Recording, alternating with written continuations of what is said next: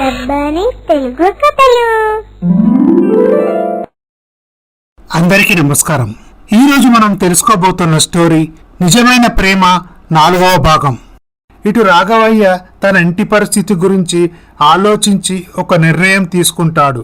ఆ రోజు రాత్రి అందరూ పడుకున్నాక ఆత్మహత్య చేసుకుందామని ఆరు బయట ఉన్న బావి దగ్గరికి వస్తాడు. నాన్న, ఏంటి వీళ్ళు చేస్తున్న పని? చనిపోయినంత మాత్రాన మన ఇంటి సమస్యలు తీరుతాయా? ఏం చేయమంటావమ్మా, కొడుకు ఉద్యోగం కోసం అని వెళ్ళి మోసపోయి తను తాలించాడు. ఇటు నీ పెళ్లి చేయలేకపోయాను. నాలాంటి అసమర్థుడైన తండ్రి బ్రతికుండి ఏం లాభం? అప్పుడు అక్కడికి సుశీల, లలిత, ప్రసాద్ వస్తారు. అయ్యయ్యో, ఏం పని చేయబోయారండి? కావ్య గమనించకపోయుంటే మీరు మాకు దక్కేవారే కాదు. రాఘవయ్య గారు, మీరు పెద్దవారు, అనుభవజ్ఞులు. మీరే ఇలా చేస్తే కుటుంబం రోడ్డున పడదు. ఇంకెప్పుడు ఇటువంటి పనులు చేయకండి అని రాఘవయ్యని తీసుకెళ్లి మంచంపై పడుకోబెడతాడు.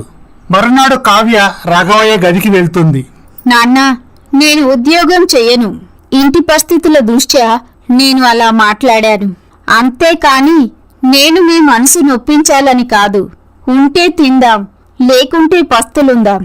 మీరు మమ్మల్ని దిక్కులేని వాళ్ళని చేసి వెళ్ళకండి. అమ్మా కావ్య, నువ్వు నాకొక మాట ఇవ్వాలమ్మా. ఏంటి నాన్న? నువ్వు ఈ ఇంటికి మగబిడ్డవై ఈ కుటుంబాన్ని పోషించాలి. అవిటి తండ్రికి చేయూతనిచ్చి ఇంటి పరువు నిలబెట్టాలి. నాన్న, మీరేనా ఇలా మాట్లాడేది? ఇంతవరకు నేను ప్రవర్తించిన తీరుకు నాకే సిగ్గుగా ఉంది. నిజానికి ఆడపిల్లలు ఉద్యోగం చేస్తే తప్పేంటి? ఆ దేవుని దయ వల్ల నా ఆరోగ్యం కుదుటపడితే నేను ఉద్యోగం చేసి నీకు పెళ్లి చేస్తాను. ఈ మాటలు విన్న కావ్య మనసు కుదుటపడుతుంది. కావ్య అవినాష్కి ఫోన్ చేస్తుంది. అవినాష్, నీకు గుడ్ న్యూస్. మా నాన్న నన్ను ఉద్యోగం చేయమన్నాడు. అవునా? అయితే నీ కష్టాలు గట్టెక్కినట్లే. మీకు తెలిసిన కంపెనీలో ఏదైనా జాబ్ వేకెన్సీస్ ఉంటే నాకు తెలియజేయండి.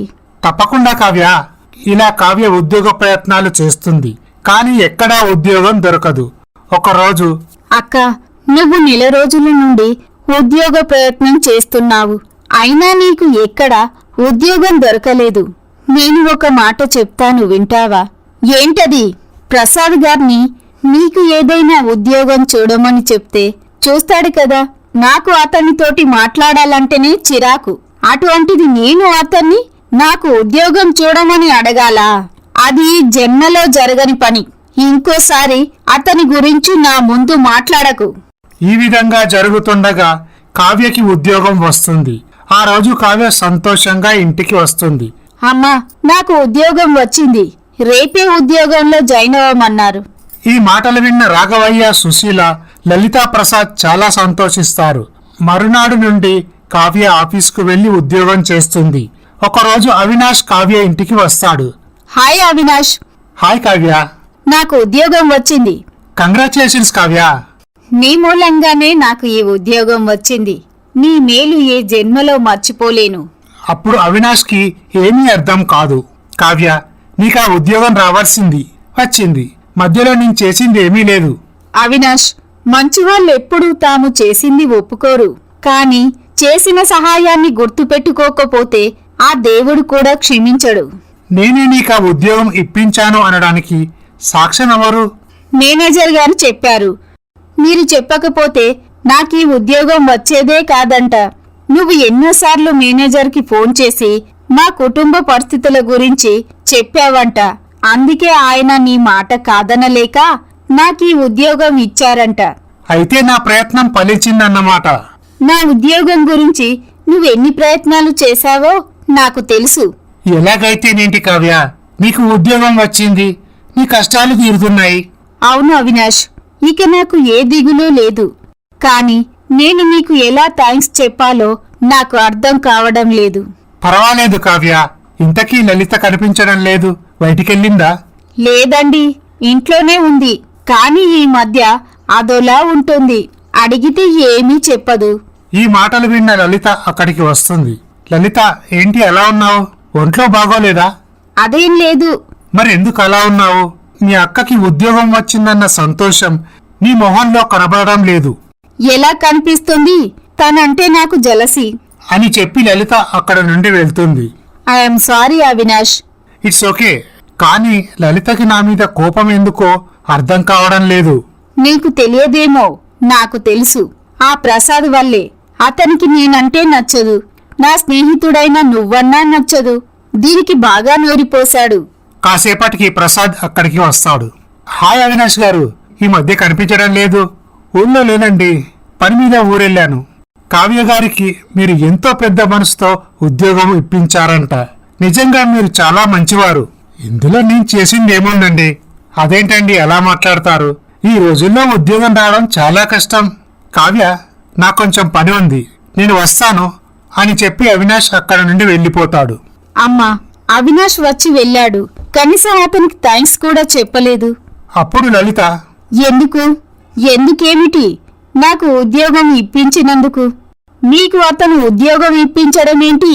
ఇంటర్వ్యూలో బాగా చేశావు, అందుకే నీకు ఈ ఉద్యోగం వచ్చింది. అయితే ఇంతకుముందు జరిగిన ఇంటర్వ్యూలో ఇంతకన్నా బాగా చేశాను, మరప్పుడు నాకు ఉద్యోగం రాలేదే? అప్పుడు ఇంటర్వ్యూలో వేరే వాళ్ళు నీకంటే బాగా చేసి ఉంటారు. ఇంటర్వ్యూలో నువ్వు అందరికంటే బాగా చేసినందుకే నీకు ఈ ఉద్యోగం వచ్చింది.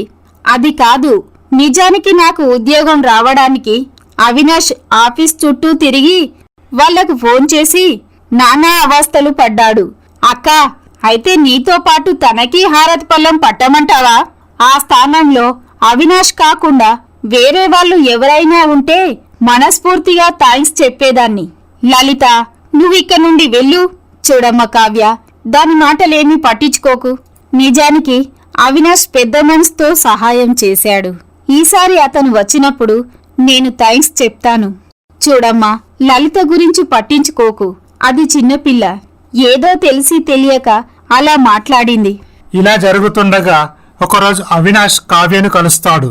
అవినాష్ గారు, అలా ఉన్నారేంటి? ఒంట్లో బాగోలేదా? అదేం లేదు కావ్య, నేనొక విషయం అడుగుతాను, నిజం చెప్తావా? నా గురించి నీ మనసులో ఏముంది? నా మేలు కోరే ఒక మంచి స్నేహితుడు అని. ఈ నీ స్నేహితుడు పరమ దుర్మార్గుడని ఎవరైనా నీతో చెప్తే? అస్సలు నమ్మను.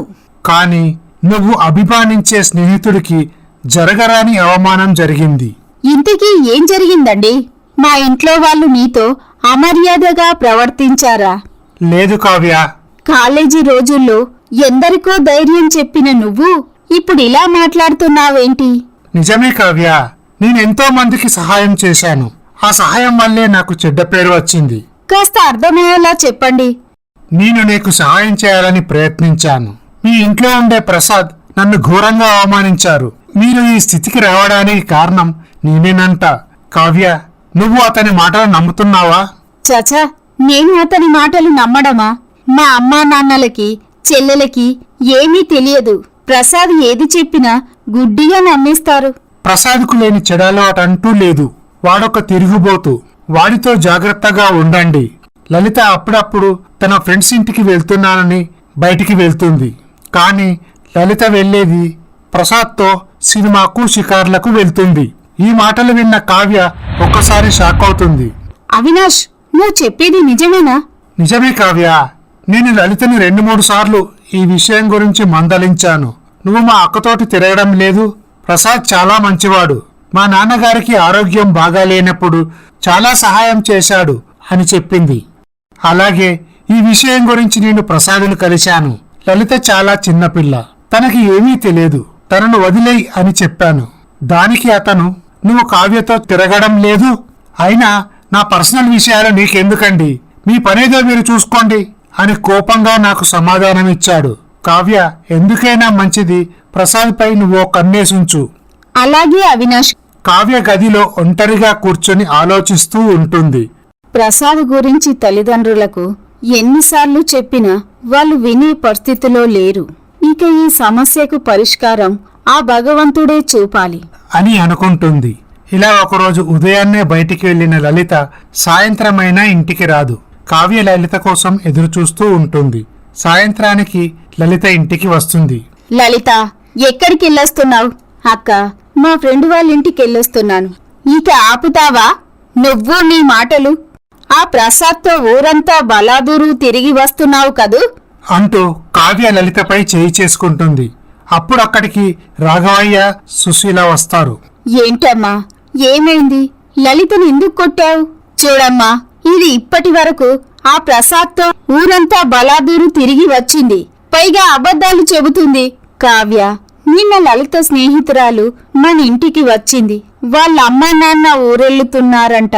తనకు తోడుగా ఉండటం కోసం లలితను పంపించమని అడిగితే నేనే పంపించాను. నువ్వేమో అభం శుభం ఎరుగని ప్రసాదుపై లేనిపోని నిందలు వేస్తున్నావు. అమ్మా, ప్రసాద్ ఇంట్లో ఉండటం నాకిష్టం లేదు. అతన్ని ఇంట్లో నుంచి వెళ్ళమనండి. కుదరదమ్మా. అయినా అతన్ని ఇంట్లో నుంచి పంపించాల్సిన అవసరమేముంది? అతను ఇక్కడే ఉంటాడు. అయితే నా మాట కూడా వినండి. అతను ఈ ఇంట్లో ఉంటే నేనే ఈ ఇంట్లో నుంచి బయటికి వెళ్తాను. ఇక ఆ తర్వాత ఏం జరుగుతుందో తర్వాయి భాగంలో చూద్దాం. ఈ స్టోరీ కనుక మీకు నచ్చినట్లయితే మా ఛానల్ని సబ్స్క్రైబ్ చేసుకోండి, లైక్ చేయండి, షేర్ చేయండి, కమెంట్ చేయండి. Thank you for watching.